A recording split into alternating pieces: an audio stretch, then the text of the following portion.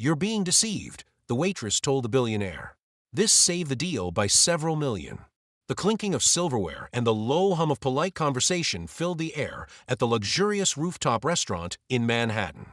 Chandeliers glistened above tables dressed in ivory linens, and a panoramic view of the skyline shimmered beneath the evening haze. It was a night meant for celebration, a billion-dollar merger dinner between two corporate giants. At the head of the table sat Charles Remington, a powerful, silver-haired billionaire whose decisions could shake entire markets. Across from him, his soon-to-be business partner, Victor Lang, smiled like a man who'd already won. But not everyone at that table knew the truth. Just a few feet away, a young waitress named Ella Parker noticed something others didn't. She'd been silently refilling glasses, listening, watching, and when she saw Victor's subtle hand gesture to his assistant under the table, her instincts screamed. Something was off. Her heart pounded. She shouldn't care. It wasn't her business. But she'd grown up watching her father lose everything because he trusted the wrong man. And now, here it was again, another honest man walking into a trap disguised as a handshake. When Victor raised his glass for a toast, Ella's voice broke through the perfect silence. "Sir, please don't sign that deal. You're being deceived." Forks froze midair. Every eye turned toward her. In that one shocking moment, the billionaire's life, and hers, was about to change forever. Ella Parker wasn't supposed to be here. She was supposed to be finishing her business degree, not serving canapes to billionaires. But life had other plans. After her father's small company went bankrupt because of a fraudulent partner, Ella had dropped out to help her family pay the bills. She worked double shifts at the Celestial Table, a high-end restaurant famous for hosting elite business meetings. And tonight, she was assigned to the VIP suite, where none other than Charles Remington, one of New York's most powerful investors, was dining. "Stay quiet, stay invisible," her manager warned before she entered. "These people don't like being interrupted." But Ella had a habit of noticing details others missed. As she moved between tables, she overheard snippets of conversation.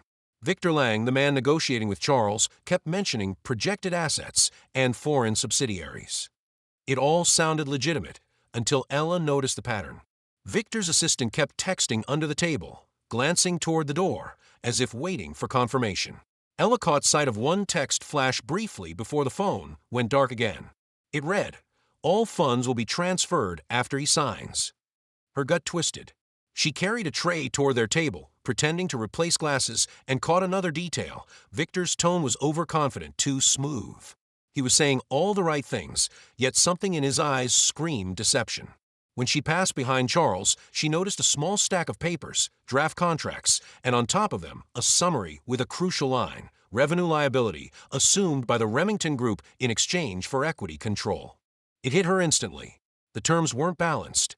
The liability clause would bleed his company dry if the assets turned out fake, which, judging by the message she'd seen, they were. But what could she do? She was a waitress, a nobody, and yet a voice in her head, her father's voice, echoed, "If you see someone being fooled, you speak up, no matter the cost." So she stayed close, pretending to refill water, memorizing every line and tone of the discussion.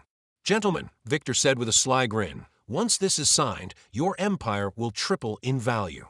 Charles nodded thoughtfully. "Let's finalize it then." That was the moment Ella's pulse quickened. He was reaching for his pen. Her hand trembled as she set the pitcher down. She knew she was about to risk her job, her reputation, maybe even get sued for interrupting. But she couldn't stay silent. She took one hesitant step forward. "Sir," she said softly. Charles didn't look up. "Not now, miss." She swallowed. "Sir, please don't sign that deal.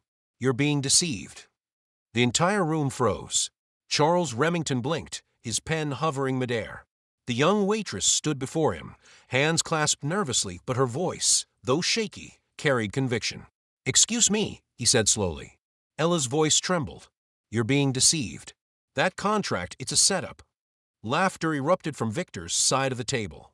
"What is this?" he said mockingly. "Your staff spies on private business deals now." Ella flushed. "No, sir. I just overheard something. The liability clause, it's not what it seems." Charles's icy blue eyes studied her. "You've read my contract." "I didn't mean to, sir," she stammered. "I just saw enough to realize something's wrong. The assets he's offering, they're not real. Someone's planning to move money out the moment you sign." Victor leaned forward, face darkening. This is absurd. She's probably fishing for attention. But Ella didn't flinch. I know what I saw, she said, voice firm now. And I can prove it. The room was thick with tension. The investors, assistants, and lawyers exchanged confused glances. Charles slowly set down his pen and folded his hands. All right then, he said calmly. Prove it. Her heart hammered. Victor's assistant, check his phone. There's a message about transferring funds. Victor snapped, you're out of line. But Charles turned to his security detail. Do it. The assistant panicked, fumbling with his phone, but one guard was faster. Within seconds, the screen displayed the incriminating text, all funds will be transferred after he signs. Gasps filled the room. Victor's face turned pale. Charles leaned back slowly, his expression unreadable. Care to explain that, Victor? Victor stammered. It's a misunderstanding. Enough, Charles cut him off. We're done here. Security escorted Victor and his assistant out while the stunned guests whispered among themselves. Ella stood frozen, tears welling up in her eyes. Charles turned to her. You may have just saved me millions, young lady. Ella's throat tightened. I'm sorry, sir. I didn't mean to cause a scene. He gave a faint, genuine smile. Sometimes the right thing is a scene.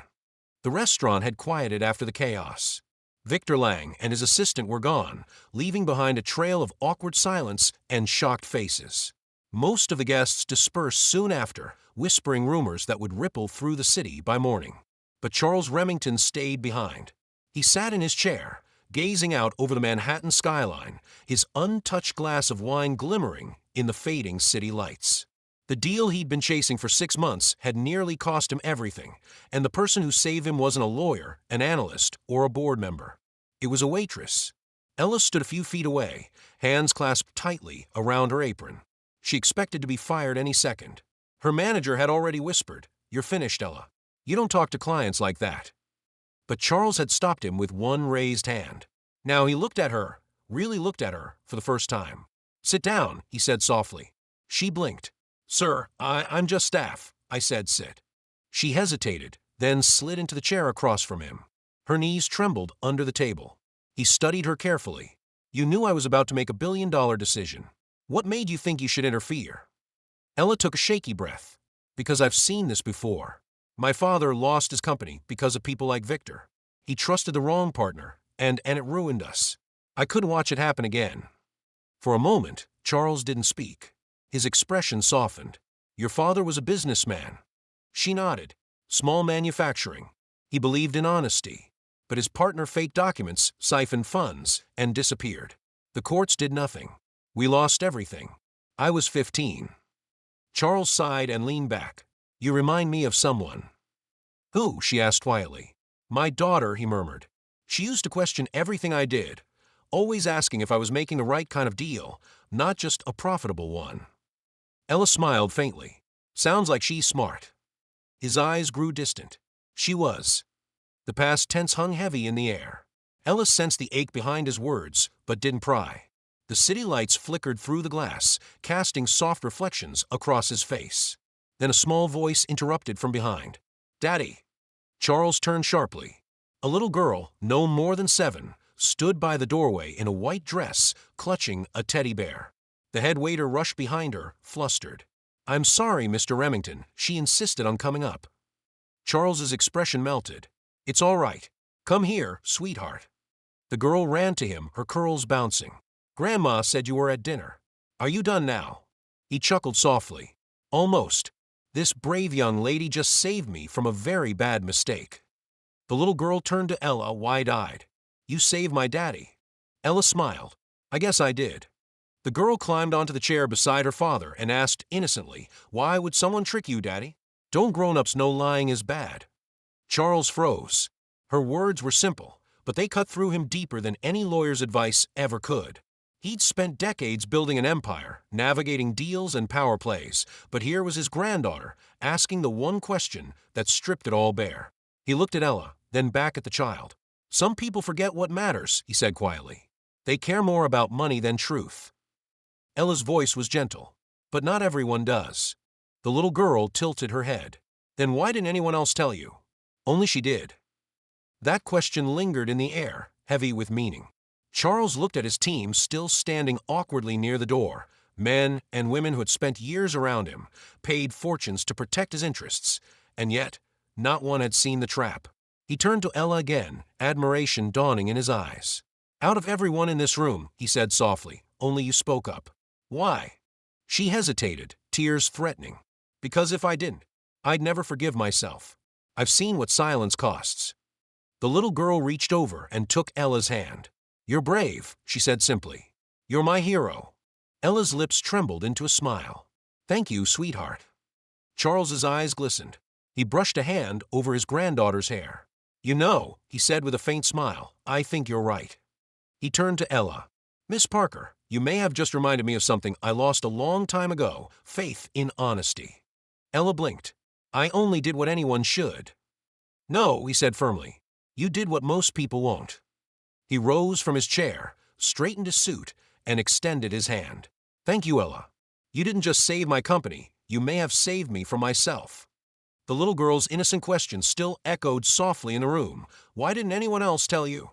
And for the first time in years, Charles realized he didn't have an answer, only a new respect for the courage it took to speak when no one else would.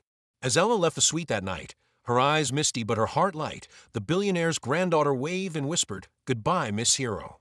Ella smiled back. "Goodbye, little one." What none of them knew yet was that this moment, the question of a child and the honesty of a waitress, would mark the beginning of a transformation that neither of their lives would ever forget. The next morning, Manhattan's skyline gleamed with winter sunlight as Charles Remington's office buzzed with quiet tension. News of the sabotage merger had spread through every media outlet, and investors were demanding answers.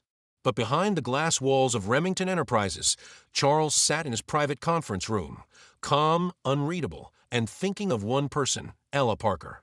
His granddaughter's question still haunted him. "Why didn't anyone else tell you?" That question had cracked open something inside him, a long-forgotten awareness that honesty wasn't found in boardrooms or luxury dinners. It lived in people like that waitress, who'd risked everything for the truth. At precisely 9 a.m., his head of security, Miles, entered the room. "Sir, we've completed the internal investigation you requested." Charles gestured for him to continue. "It appears Victor Lang had inside help from one of our own." Charles's eyes narrowed. "Who?" Miles slid a file across the table. "Evan Rice, your senior analyst. He's been leaking information for months, feeding data to Lang's firm in exchange for kickbacks." The message the waitress saw. It came from his phone. Charles clenched his jaw. "Evan's been with me for 7 years." "Yes, sir." Which is why no one questioned him. Charles flipped through the file, his face hardening with every page. Bank transfers, confidential memos, signed communications. It was all there. And the funds. Frozen. We caught it just in time. For a long moment, Charles said nothing. He stared out the window at the city that had once made him feel invincible. Then, quietly, he said, "Bring him in." Minutes later, Evan entered, pale and trembling. The weight of his betrayal hung heavy in the air. "Sir," he stammered, "I can explain." "No," Charles said, voice sharp as steel. "You can't. I trusted you with my company, my family's legacy, and you sold it for what? A few million." Evan's lips quivered. I didn't mean for it to go that far."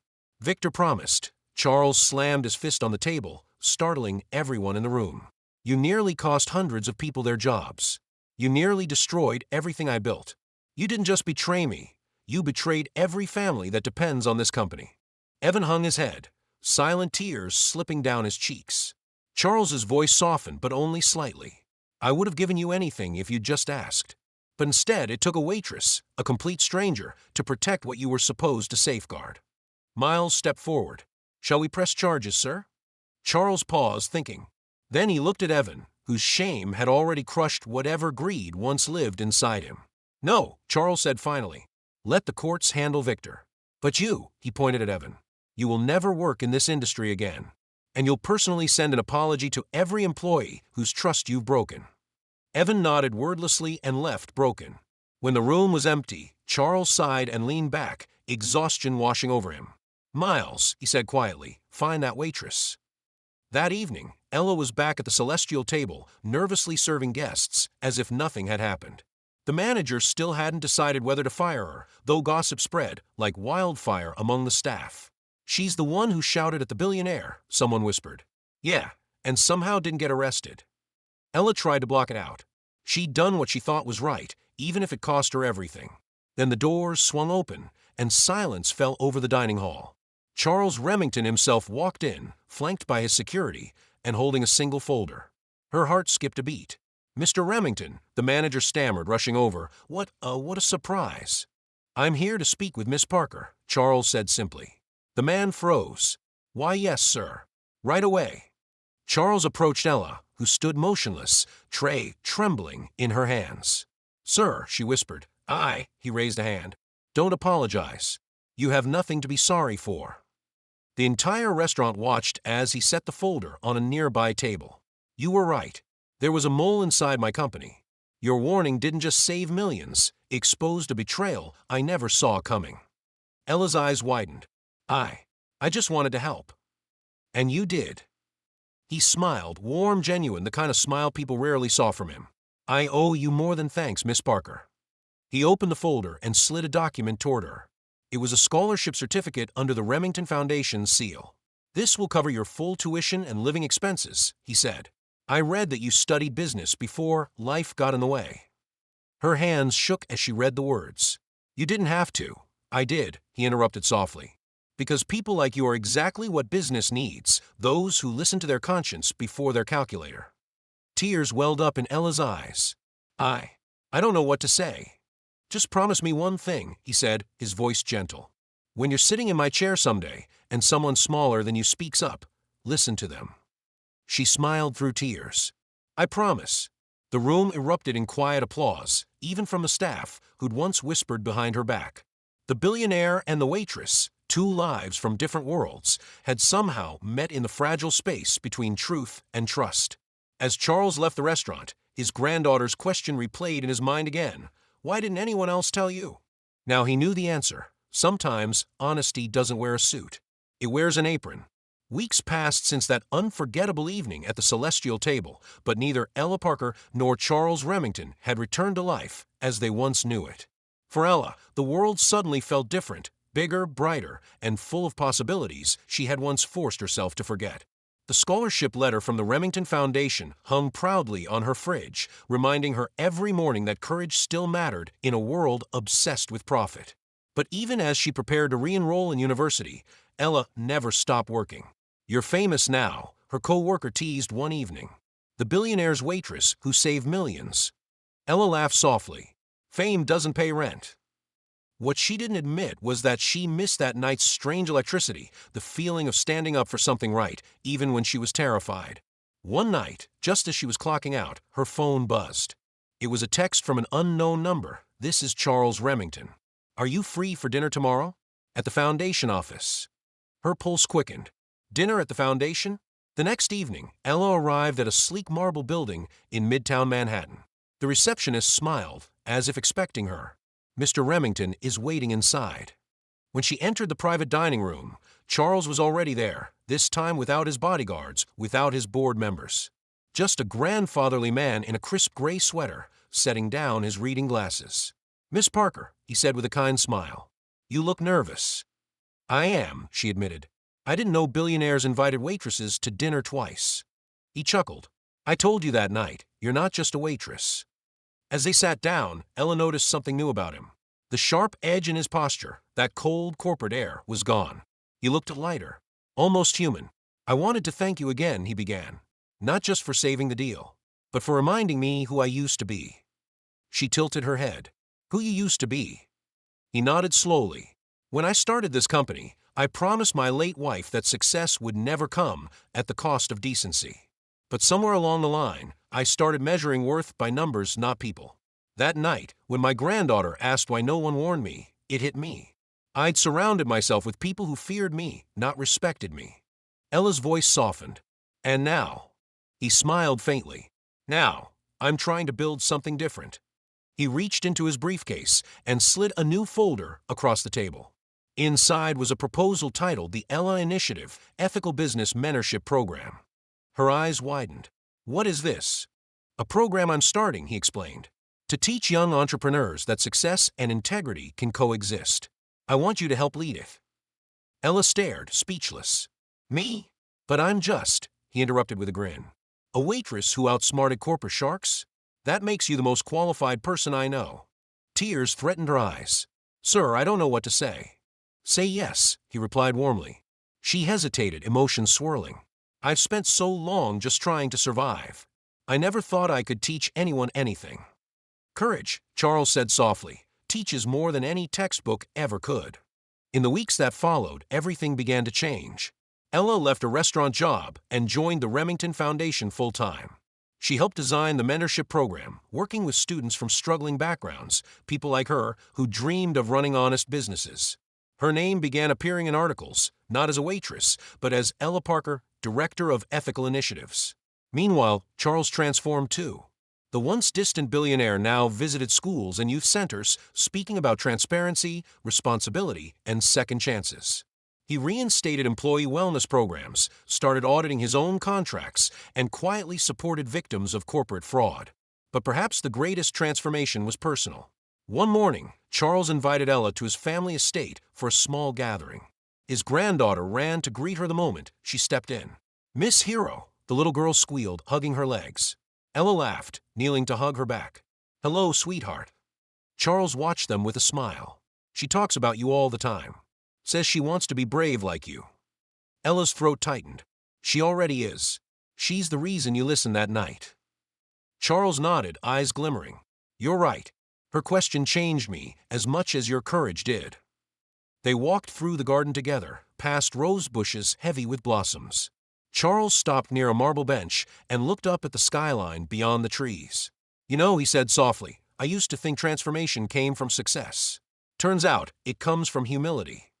Ella smiled. "And from listening." He chuckled. "Yes, listening to those we often overlook." For the first time in years, Charles felt something he'd thought he'd lost forever: peace. Ella gazed out at the horizon, realizing how far she'd come. She'd started as a waitress too afraid to dream, and now she was changing lives. But what touched her most wasn't the job or the title. It was knowing her voice had mattered. She turned to him, eyes shimmering. "Mr. Remington, thank you for believing in me." He smiled. "No, Ella. Thank you for reminding me to believe again." As the sun set, casting a warm golden glow over the garden, they sat together, two souls from opposite worlds bound by one simple truth: integrity still had power. The waitress had found her purpose. The billionaire had found his humanity. And neither would ever forget the night honesty changed everything. A year later, the grand auditorium of the Remington Foundation buzzed with life. Rows of eager faces, students, entrepreneurs, and journalists, filled the seats, waiting for the start of the first annual Ella Initiative Gala, a program that had, in just 12 months, changed hundreds of lives.